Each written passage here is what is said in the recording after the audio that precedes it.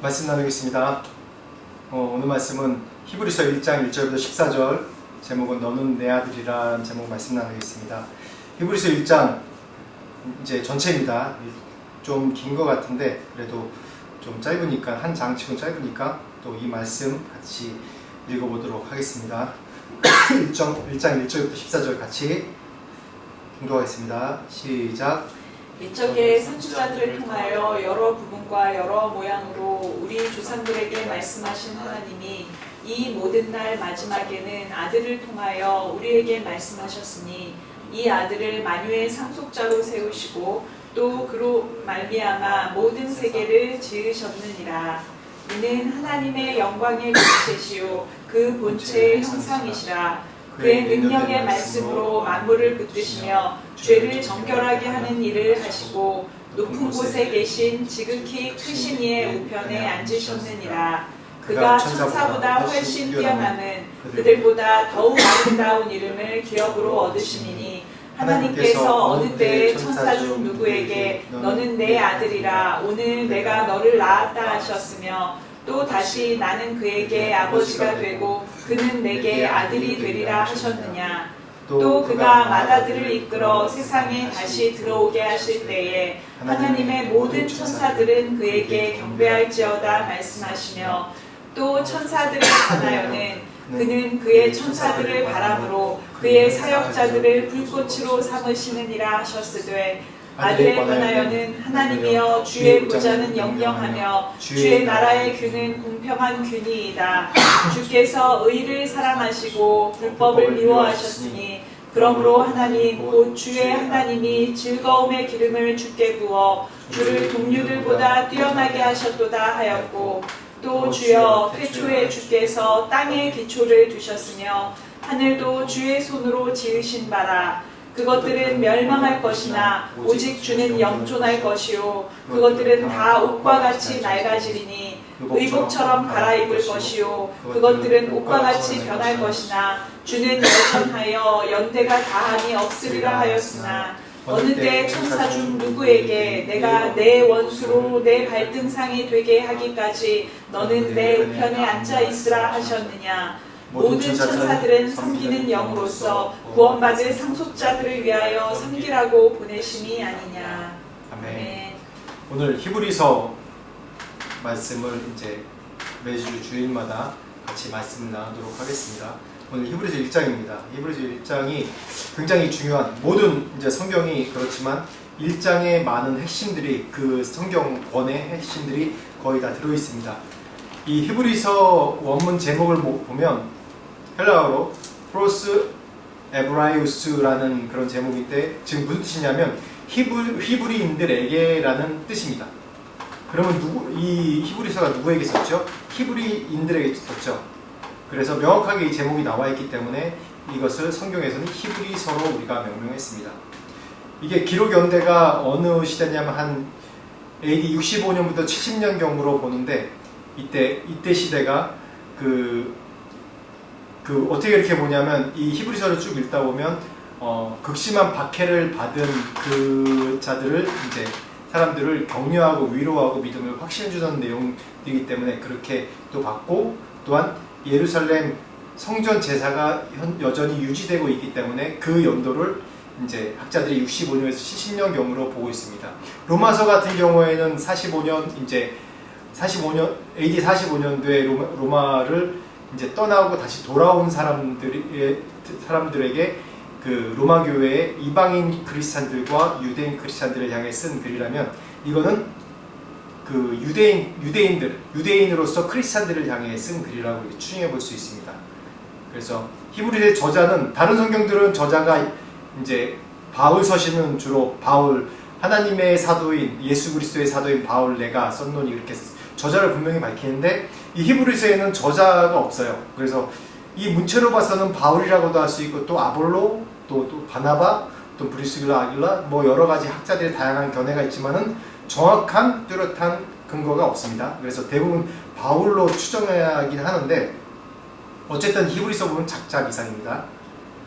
그래서 이 성경 히브리서 보면 우리가 또 뭘 얘기하냐면 신약의 레위기다라고도 그렇게 얘기를 해요. 왜냐하면 명확하게 레위기서에 나온 제사장과 대제사장과 제사장의 구분이 어떤 역할을 하는지 분명히 나오기 때문에 그 또 구약의 내용을 많이 인용해요. 왜냐하면 그 유대교의 정통, 유대교의 율법과 문화와 그런 것들 정통한 사람이 이걸 썼어요. 또 그리고 히브리인들에게 유대인들에게 쓴 거기 때문에 그 유대교, 그러니까 그때 당시 있는 유대교의 정확한 율법과 그런 문화와 전통들을 그 정확하게 언급해 있습니다. 그래서 이 히브리서를 읽을 때는 좀 구약에 있는 모세오경, 특히 이 레위기를 많이 참고를 좀 해야 됩니다. 그래서 제가 이 히브리서 이 강해를 쭉 할 때 몇 달 동안 강해를 할 텐데 그 동안에 또 레위기나 또 다른 구약에 있는 모세오경의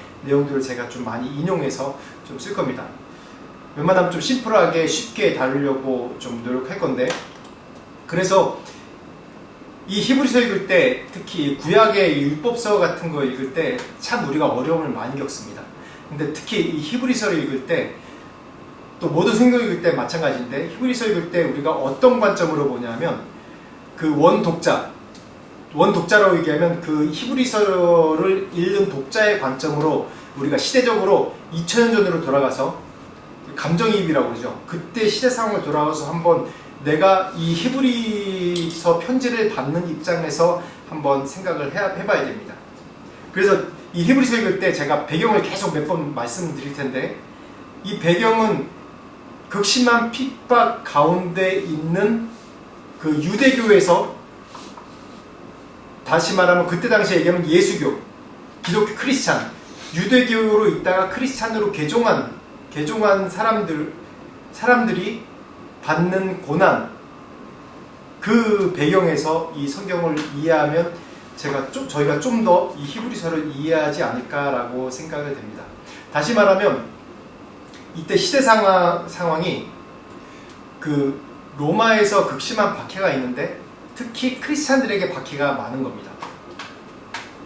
그래서 내가 이렇게 열심히 내가 예수가 메시아로 알고 내가 유대교에서 있다가 성경에 구약성경에 나온 메시아란 그런 증거가 메시아가 여기 있다, 예수 그리스도다, 너희가 십자가에 못 박은 예수 그리스도다라고 증거한 그 말씀을 성령의 은혜로 예수를 구주로 받아들인 사람이 이제 현실 생활 가운데 사는데 이 오랜 구약의 전통 가운데 메시아로 인정한 사람들 아닙니까? 유대교인들이. 그럼 얼마나 확신 가운데 거할 수 있습니까? 그런데 여전히 이 사람들 중에서 분명히 예수님을 본 사람도 있어요. 우리가 착각하는 게 초대교인들은 좀 더 믿음이 훨씬 좋을 거라고 생각합니다. 그쵸, 좋죠. 왜냐하면 이 예수님을 본 사람도 있고 예수님의 승천을 목격한 사람도 있고, 우리는 간접적으로 예수님을 아는 게 아니라 정말 이 문헌으로 얘기하면 성경, 이 2000년 전부터 기록된 그 훨씬 전부터 구약성경 기록된 이 문헌을 보고 알지 예수님을 간접 경험한 사람이 아무도 없어요. 지금 시대에는. 바울도 예수님을 만났지만 예수님을 간접 경험했고 같은 시대 상황에 살았던 사람이기 때문에 예수님을 누군지 알아요. 그런 사람들이 이 초대교회 구성원인들이거든요. 같은 동시대에 살았던 사람들, 예수님의 소문을 들었던 사람들, 직접 만났던 사람들, 그때 믿지 않았지만 봤던 사람들, 그때 초대교회 역사했던 성령의 뜨거운 부흥을 경험했던 사람들입니다. 그래서 더 믿음이 있을 거라고 생각해요. 그런데 그 초대교회에 있었던, 제가 배경 설명드릴 겁니다. 초대교회에 있던 성도들이 지금의 성도들보다 제 생각에 훨씬 더 어려운 상황 가운데, 육체적인 어려운 상황도 있고 또한 이 정신적인, 이 지식적인, 아직 신학의 체계가 잡혀있지 않기 때문에 더 많은 혼란과 고난 중에 이 컨퓨징 속에 살았던 그런 성도들이 초대교회의 성도입니다. 그래서 더 성령을 의지하고 믿음 가운데 살아야 되고 더 많은 은혜가 필요했던 것이 초대교회의 성도들이었습니다. 근데 이 초대교회 성도들도 자신들이 기대하는 바가 있었어요.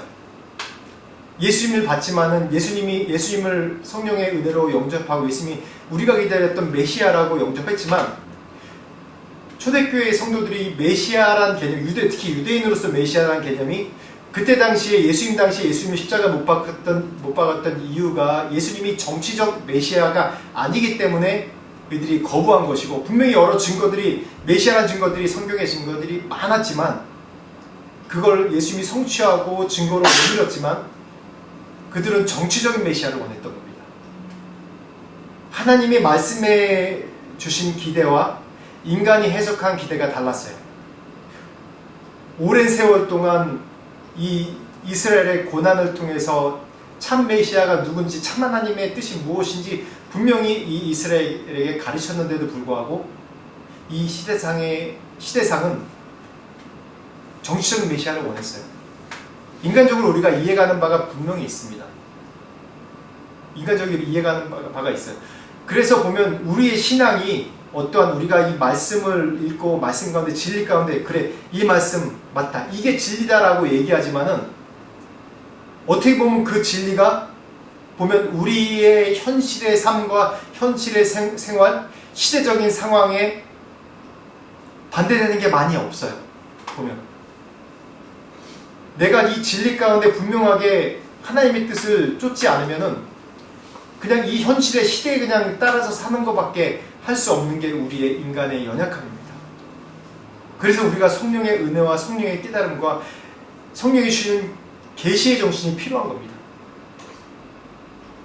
그런 상황에서 우리가 이 지금 초대교회의 이 히브리서를 좀 읽을 필요성이 있습니다. 초대교회는요, 큰 두 가지의 어려움이 있었습니다.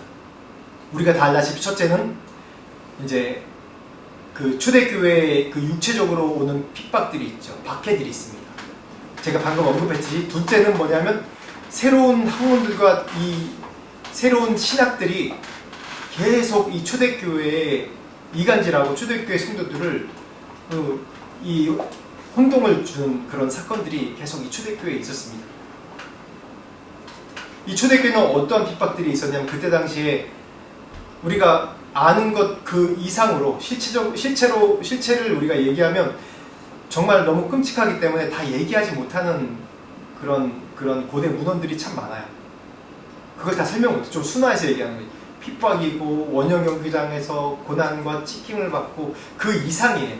인간적인 수치와 모욕과 심지어는 자기 자식이, 자기 아내가, 자기 남편이 모든 지켜보는 사람 앞에서 우리 같은 공동체 교회, 우리 이 초대교회 공동체 안에 있던 사람들이 그 앞에 온갖 빨개 벗기고 또 그 안에 찢김당하고 능욕당하고 멸시당하고 조롱당하고 그걸 바로 앞에서 현장에서 봐야 돼요. 그 상황 가운데 있었던 거예요. 그리고 심지어는 어떤 상황이냐면 그 가운데 배교하는 사람들도 있었거든요. 배교했는데 그냥 예수 안 믿는다고 얘기하면 끝나는 게 아니라 심지어는 그 원형 경기장에서 같이 참석하면서 사람들이 환호할 때 같이 환호하고 정말 진심으로 기뻐하는 장면을 봐야지 그런 것을 로마 병정들이 체크를 하는 거예요. 그게 얼마나 고난이겠습니까? 그런 상황 가운데 있는 유대교인들이에요. 지금 배교했던 안 했던 그런 고난 가운데 있는 자들에게 쓰는 편지입니다. 얼마나 심한 고통인지 우리나라도 그런 고통을 통과하지 않습니까? 이 초대교회의 고통만큼 될지 안 될지 모르겠지만 우리 여러 간증이 있지 않습니까? 일제 식민시대 때 교회를 불살랐던 거. 왜냐하면 그때 당시에 교회가 독립운동하는 또 원산지이기도 하고 그때 당시 선교사님들이 참, 그래서 우리나라 초대 선교사님들이 참 훌륭해요. 우리나라를 위하고 우리 민족을 도우려고 불의한 것. 그때 당시에 일제 식민시대가 시대적으로 식민지배를 하는 당시였지만 그 식민지배가 온당치 않다는 것을 이 초대 우리 그 기독교 이제 복음을 전파한 선교사님들이 알았기 때문에 반대했어요. 그래서 교회에서 민족운동이 일어났기 때문에 더 교회를 일제시대 때 박해하고 불사르기도 하고 죽이기도 하고 너희 신에게 절하지 말고 신사참배하라고 그러기도 하고 그것 때문에 그 당시에도 교단이 배교한 교단이 있기 때문에 해방된 다음에 또 교단으로 갈라지기도 해요. 그것뿐입니까? 해방한 지 5년 후에 또 6.25 전쟁, 우리 민족 간의 그런 전쟁이 있었죠. 북한은 공산당이기 때문에 공산당은 유물사관이기 때문에 종교를 부인해요. 그래서 교회를 핍박하고 예수 믿는 자를 핍박해요. 죽이기도 해요. 그런 고난을 우리나라도 통과했습니다. 이런 상황 속에서 얼마나 이 사람들이 다시 내가 옛날 예수를 믿지 않고 옛날 그냥 유대교로 돌아가고 싶은 마음이 들었겠어요. 내가 유대교로 있을 땐 그래도 안정되게 있었는데 내가 이 크리스찬일 때 다시 이 종교를 종교를 크리스찬이 된 그 시작부터 시대적인 고난과 어려움이 당했는데 얼마나 다시 돌아가고 싶겠습니까? 우리의 신앙과 세계관은 현실의 바탕을 두고 있기 때문에 현실의 고난과 어려움이 있으면 내가 보이지 않는 영원한 하늘나라와 그 메시아 예수 그리스도가 보이지 않는 거예요. 그걸 뛰어넘는 믿음이 많지 않아요, 사실. 저부터 시작해서. 그렇지만 성령의 은혜로 내가 예수를 믿고 따라가는 겁니다. 두 번째는 또 어떤 이런 육체적인 고난보다 더 극심한 고난이 뭐냐면 사단이 초대교회는 이 육체적인 고난과 함께 이 지식적인 고난도 줬던 거예요. 보면 그 안에 대표적인 영지주의나 이단들이 열심히 활동을 했죠. 이 초대교회 당시 이전부터 그런 이단의 활동들이 많았습니다. 예수님의 부활도 부정하고요. 예수님의 성육신과 또 예수님이 하늘로 올라가신 그런 것도 다 부인하고요. 그래서 초대교회의 사람들을 이간질하고 내가 가지고 있는 예수님, 내가 만난 예수님에 대해서 헷갈리게 만들어버리는 거예요. 그래서 초대교회 유대인들에게 초대교회 유대인이었다가 크리스찬들, 유대인 크리스찬들에게 이런 어렵고 힘든 상황들이 많이 있었습니다. 사도행전 1장 11절 한번 읽어보면 같이 읽어보겠습니다. 시작. 이르되 갈릴리 사람들아 어찌하여 서서 하늘을 쳐다보느냐 너희 가운데서 하늘로 올려지신 이 예수는 하늘로 가심을 본 그대로 오시리라 하였느니라. 아멘. 이 초대교인들이 이 어려운 것 중에 하나가 분명히 말씀 가운데 너희가 본대로 오리라 얘기하고 속히 오리라고 얘기했거든요. 그러면 예수님이 승천하시면서 속히 오리라고 말씀하셨는데 어떻게 생각했어요? 그래서 초대교회 오순절 다락방 사건이 예수님이 곧 오실 거라는 그런 기대감으로 사람들이 모여서 매일마다 밤새 기도하고 그 성령이 임재하시기를 기대했던 겁니다. 그런데 로마의 극심한 핍박이 있고 어려움이 있는데 예수님이 오시지 않는 거예요. 예수님이 살아계신 건가? 예수님이 했던 말이 맞는 건가? 그런 고난과 어려움 가운데서 그 전에 경험했던 예수님을 실제로 받고 예수님을 경험했던 그런 모든 것들이 혼동이 돼요. 교회 내에서는 영지주의가 들어오고요. 그래서 다른 지식과 다른 사상으로 예수님에 대해서 막 잘못 해석하는 것들이 있어요. 자꾸 혼동이 돼요.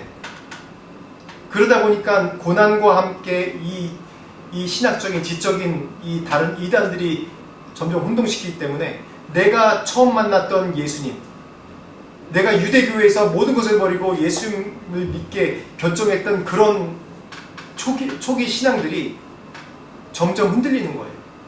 그래서 내가 다시 처음에 신앙의 그런 관점으로 보는 것이 아니라 내 고난을 통해서 다른 지식을 통해서 보는 관점으로 자꾸 바뀐 거예요.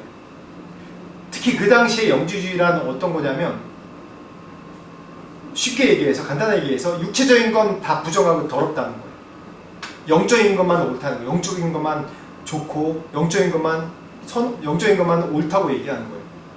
어떻게 보면 그게 굉장히 맞는 사상이죠. 그때 당시에 플라톤 철학이나 철학 사상들도 그런 사상이 있었거든요.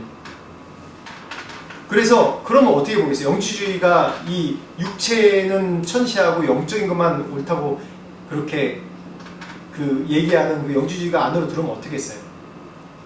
예수님은 어떻게 오셨어요? 우리 육체의 몸을 입고 오시고 부활승천하셨잖아요. 그럼 어떻게 보겠습니까? 너희 예수님 믿는 거 예수님 육체로 오셨잖아. 육체는 이렇게 더러운 거야. 너 자신 봐봐. 아무리 열심히 예배 드리고 제사를 드려도 어때? 여전히 죄를 짓고 여전히 죄 가운데 사는 게 우리 몸 아니야. 그렇기 때문에 육체로 오신 예수님 거짓말이야. 맞지 않아. 얼마나 헷갈리겠습니까? 당시에는 그런 영지주의 성향이 어떤 거냐면, 그렇다 보니까 천사까지도 어떻게 봐요? 천사를 굉장히 신성시하는 거예요. 불과 이 중세시대 이 얼마 몇 세기 전까지만 해도 천사들에 대해서 굉장히 숭배하는 게 많았습니다. 실제로. 그렇기 때문에 그때 당시에는 아직 이런 체계가 잡혀져 있지 않는 시대고, 예수님이 실제로 완전한 육체로 오셨다는 그런 신학 체계도 잡혀져 있지 않는 시대였기 때문에, 또 영지주의가 육체보다는 이 영적인 것이 더, 정신적인 것 더 옳다라는, 더 깨끗하다, 더 거룩하다라는 그런 사상이 그 시대를 지배하고 있었는데, 어떻게 했습니까? 예수님도 참 시대적인 상황에 반대로 태어나셨어요. 반대로 오셨어요. 이미 예수님을 성령을 체험해서 이미 만났음에도 불구하고 이런 사상 때문에 예수님의 육체로 태어나심을 부정하게 만드는 거예요. 유대교에서 유대의 전통한, 유대 율법에 정통한 사람들이 크리스찬이 됐지만, 그런 신학이 오면서 점점 헷갈리기 시작합니다. 현실의 고난과 육체로 오신 예수님에 대해서 부인하는 사상과 이런 것들이 맞물려서 점점 헷갈리고, 어떻게 했어요? 다시 유대교로 돌아가고 싶은 거예요. 왜 유대교로 돌아가고 싶었냐? 로마 시대 때는, 그때 당시에는 제국이 지배하는 시대이기 때문에, 제국이 지배하는 그런 시대는 어떠냐면, 그 나라의 문화를, 그래도 자치 문화를 인정하고 종교도 인정해줬어요. 이스라엘 그럼 어떤 종교예요? 예수 믿는 게 아니라 유대교, 율법을, 모세오경 율법, 하나님 믿는 유대교예요. 이 예수 믿는 크리스찬들은 신흥 종교입니다. 신흥 종교이기도 하고, 또 그때 당시 또 네로 황제가 또 모함을 해서 로마에 불지르기도 하고, 또 보면 그때 당시 종교랑 완전히 다르거든요. 다르고 자기네들끼리 모이고 뭔가 나쁜 짓을 안 하는데 자꾸 뭔가 그 시대에 반대되는 그 행동을 하는 거예요. 그 얼마나 밉게 보이겠습니까? 유대인의 공격도 받죠. 거기다가 로마의 공격도 받죠. 얼마나 힘든 상황입니까? 그런데 유대교는 종교로 인정됐어요. 그렇기 때문에 유대교로 다시 돌아가고 싶은 거예요. 그때 당시에 어떤 이런 천사를 숭배하고 천사를 더 낮게 여긴 사상이 이 구약시대 때부터 계속 있어 왔어요. 근데 영지주의가 그때 철학과 맞물리면서 더 그 시대에 편만했던 겁니다. 말씀 읽어보면 시편 8편 4절 5절이랑 히브리서 2장 6절 7절 한번 읽어봅시다. 시작. 사람이 무엇이기에 주께서 그를 생각하시며 인자가 무엇이기에 주께서 그를 돌보시나이까. 그를 하나님보다 조금 못하게 하시고 명화와 존귀로 관을 씌우셨나이다. 히브리서 읽겠습니다. 시작.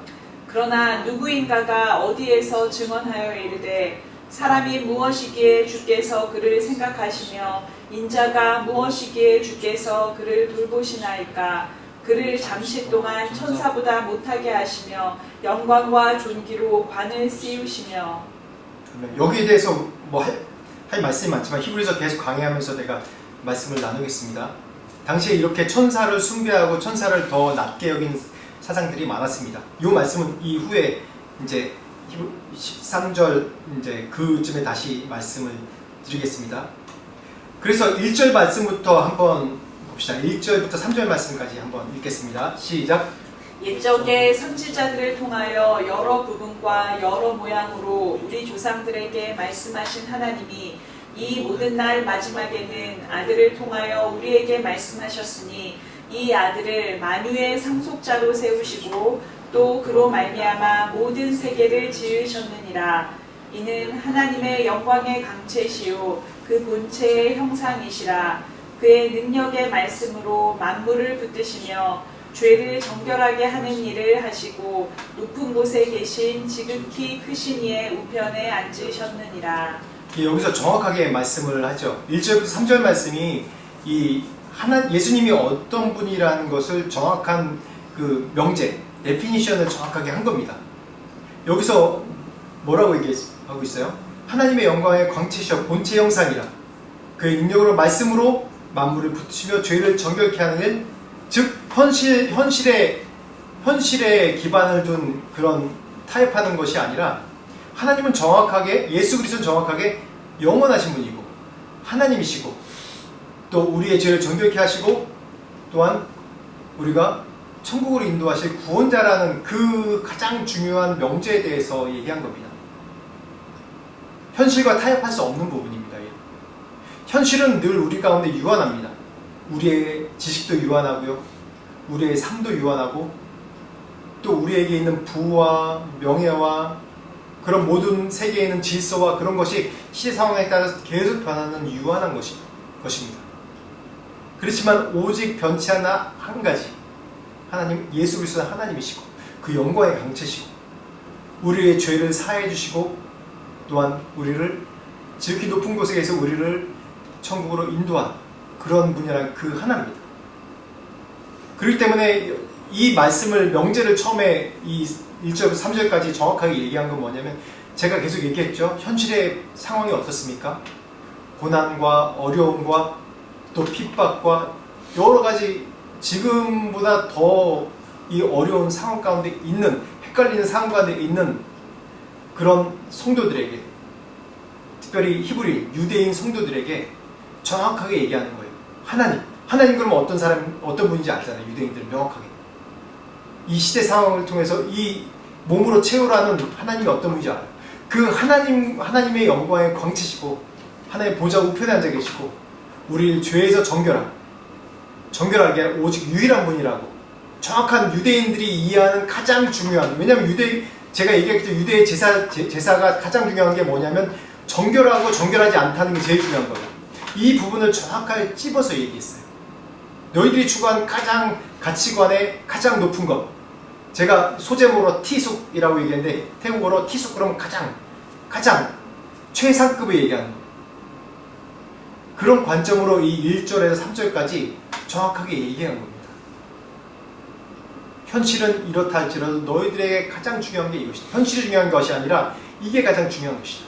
너희 구원받는 것, 너희가 찾는 하나님이 이 하나님이라는 것, 내가 그래서 예수 그리스도가 메시아라는 걸 받아들였다는 것, 이것이 너희에게 원래 가장 중요한 것이 아니냐. 여러분에게 지금 가장 중요한 것이 무엇입니까? 가장 중요한, 우리 입으로는 가장 중요한 것이 내가 예수 그리스도를 믿고 천국 가고 영생하는 것이 가장 중요하다고 얘기해요. 근데 예배 드리면서 당장 지금 시간에 예배 드린 시간이 지금 가장 중요한데 지금 시간에 내가 비즈니스 미팅이 있어. 한 100억짜리 계약이 지금 안 하면 계약 안 한대. 그럼 예배 시간 참석 안 하고 다 갈 거예요. 내가 현실을 바탕으로 보기 때문에 이걸 거절할 사람이 거의 없어요. 그래서 이 히브리서 제일 처음 1절부터 3절까지 너희에게 가장 기준이 되는 가치관, 가장 중요한 것, 유대인들의 가장 중요한 것이 뭐냐? 예수 그리스도는 하나님입니다. 영생을 주는 분이다.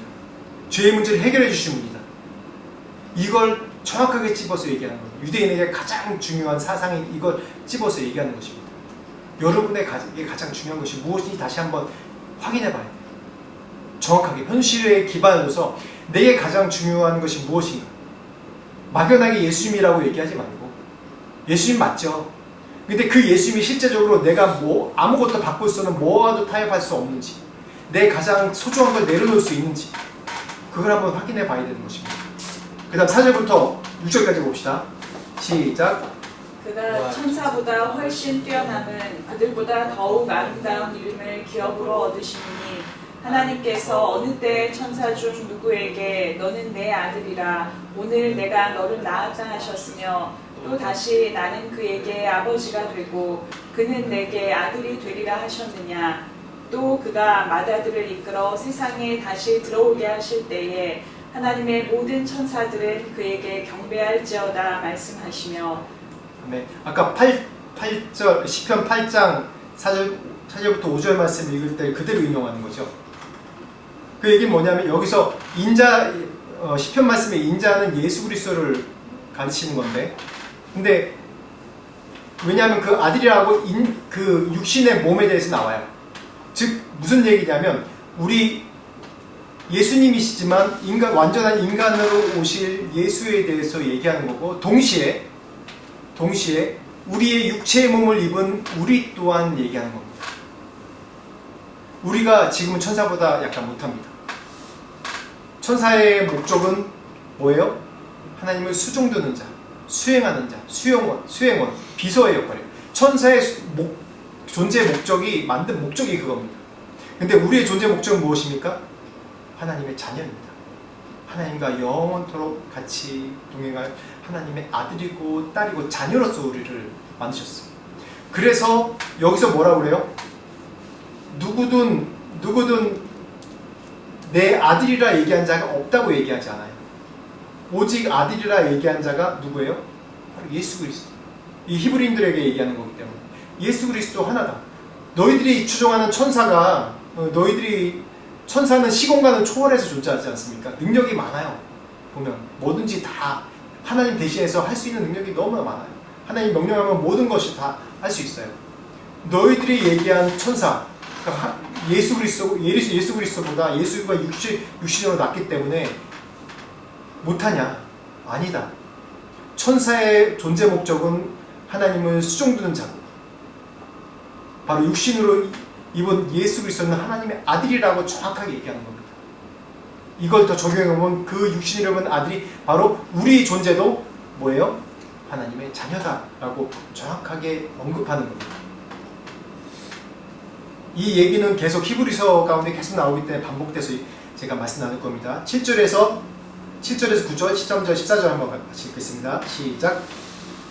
또 천사들에 관하여는 그는 그의 천사들을 바람으로 그의 사역자들을 불꽃으로 삼으시느니라 하셨으되, 아들에 관하여는 하나님이여 주의 보좌는 영영하며 주의 나라의 균은 공평한 균이이다. 주께서 의를 사랑하시고 불법을 미워하셨으니 그러므로 하나님 곧 주의 하나님이 즐거움의 기름을 주께 부어 주를 동료들보다 뛰어나게 하셨도다 하였고, 13절부터 어느 때 천사 중 누구에게 내가 내 원수로 내 발등상이 되게 하기까지 너는 내 우편에 앉아있으라 하셨느냐. 모든 천사들은 섬기는 영으로서 구원받을 상속자들을 위하여 섬기라고 보내심이 아니냐. 다시 한번 명확하게 지금 이 성경에 언급하고 있죠. 천사들의 존재가 어떠한 존재로 또 있는지, 또 예수 그리스도가 또한 저기에서 우리가 어떠한 존재인지라고 분명히 나와 있습니다. 마지막으로 10절부터 11절 말씀 한번 읽어보겠습니다. 시작. 또 주여 태초에 주께서 땅의 기초를 두셨으며 하늘도 주의 손으로 지으신 바라. 그것들은 멸망할 것이나 오직 주는 영존할 것이요 그것들은 다 옷과 같이 낡아지리니 의복처럼 갈아입을 것이요 그것들은 옷과 같이 변할 것이나 주는 여전하여 연대가 다음이 없으리라 하였으나. 여기서 보면 이제 예수 그리스도의 존재, 예수 그리스도에 대해서 뭐라고 얘기하냐면, 여기 분명히 얘기했죠. 시대가 변하면서 의복처럼 갈아입고 계속 해석하는 것이 많아지고, 예수님이 시대 상황에 따라 다르게 막 해석이 돼요. 문화에 따라 다르게 해석되고, 예수님이 각자 상황에 따라 다르게 해석됩니다. 그렇지만 정말 중요한 거, 하나님이라는 거, 그 본질이 무엇이지, 예수님의 본질에 대해서 흐리게 해석되고 예수님의 본질에 대해서 잘못 해석하면 그건 이단이고 잘못된 거예요. 내가 예수를 믿고 있지만은 예수님이 참 나의 구원자이고 또 우리 나의 죄를 사하시고 용서하시고 천국으로 인도하실 분이라는 거, 이 가장 중요한 원칙에 대해서 흔들릴 경우가 많아요. 전도하다 보면 어떻게 얘기해요? 여러분 구원받았습니까? 어떻게 구원받았어요? 그러면 내가 교회가 다니고 있는데 구원받지. 교회 다니고 있는데 구원받지. 이거는 아닌 거예요. 시대의 상황에 그냥 빠진 거예요. 이건 구원받는 조건이 아닙니다. 구원받는 조건이 뭐예요? 오직 예수입니다. 예수. 시대마다 상황마다 자기가 다르게 해석해요. 그렇지 않은 것 같죠? 다 같이 동일하게 예수 믿는 것 같죠? 어떤 사람은 예수 믿고 있는데 내가 교회에 헌금을 더 많이 했기 때문에 내가 천국에 상속이 있다고 은근히 생각하는 사람들이 있어요. 그것과 전혀 상관없습니다. 내가 헌금을 100억을 했던 1000억을 했던 1조를 했던 이 세상 이 우주가 하나님 것인데 그게 뭐 얼마나 되겠습니까? 나만 자기 만족이지. 내가 목숨 바쳐서 헌신하는 것 같아도 그 목숨 바쳐서 주님 앞에 헌신하는 것이 내 의와 내 영광이면 그건 구원과 상관없는 거예요. 무엇이 나에게 가장 중요한지 그것을 하나님 앞에 내려놓고 예수 그리스도를 닮아가지 않는 인생은 아닙니다. 시대가 변하고 의복처럼 갈아입고 우리가 모든 것이 다 변하고 시대마다 다 변할지라도 변함없는 것 오직 예수 그리스도가 구주라는 사실, 이 한 가지를 기억해야 됩니다. 그래서 이 시대에 유대인들에게 이 히브리서를 통해서 말하고 있는 건 바로 이겁니다. 너희들이 지금 고난 가운데 있고 핍박 가운데 있고 하나님에 대해 예수 그리스도에 대해서 헷갈리고 예수 그리스도 육신으로 오셨는데 이분이 구세주가 맞나? 메시아가 맞나? 죄의 문제를 해결해 주는 분이 맞나? 영생을 주신 분이 맞나? 라는 내 고민과 헷갈림 속에 지내는 이 시대 가운데도 시대가 바뀌면서 여러 가지 해석이 많이 나올 테지만은 여전히 변치 않은 것, 이 진리, 예수 그리스도가 구세주라는 것, 예수 그리스도가 하나님이라는 것, 이 사실이 잊지 말라는 겁니다. 그래서 이 히브리서가 계속 그렇게 이제 예수님이 어떤 분에 대해서 증명을 하는 거예요, 유대인들이. 여러분에게 가장 중요한 것이 무엇입니까? 그거 시대가 변치 않은 예수 그리스도에게 적용해서 내가 예수 그리스도보다 내 가장 중요한 것이 더 먼저라면 여러분 내려놔야 됩니다. 히브리서 기자가 지금도 여러분에게 말씀하는 거예요. 너가 나보다, 지금 풍요로운 시대니까 나보다 더 좋은 것이 있어? 나보다 나를 만난 것보다 더 편한 것이 있어? 나와 함께하는 것보다 네가 더 우선시 주는 것이 있어? 내려놔야 된다고 얘기하는 겁니다. 올 한 해 여러분 시작입니다. 예수 그리스도가 여러분 안에 중심 가운데 있어야 됩니다. 여러분 사업하는 것, 공부하는 것, 공부하는 것, 신앙생활하는 것, 가정 모든 가운데 예수 그리스도가 중심에 있길 축원합니다. 같이 기도하겠습니다. 하나님 감사합니다. 예수가 우리의 중심이십니다. 예수 그리스도가 우리의 주인이십니다. 우리 삶을 이끄시고 구원을 주시고 우리를 정결케 하실 분이 오직 예수 그리스도만입니다. 그분이 우리의 삶을 정결케 하시고 거룩케 하시고 우리를 천국으로 인도하여 주옵소서. 우리 오늘 이 비전교회 찾는 모든 성도들 가운데 하나님 이 세상 것이 개입되지 않고 오직 이 공동체 안에서 예수 그리스도만 높이며 예수 그리스도께만 영광 돌리는 그런 성도로 양육될 수 있도록 은혜 주시옵소서. 지금 우리 주 예수 그리스도의 은혜와 하나님 아버지의 무한하신 사랑과 성령님의 감화감동 역사하심, 주를 찾고 또한 예수 그리스도를 따르고자 하는 모든 자들에게 지금부터 영원토록 함께 하시길 간절히 축원하옵나이다.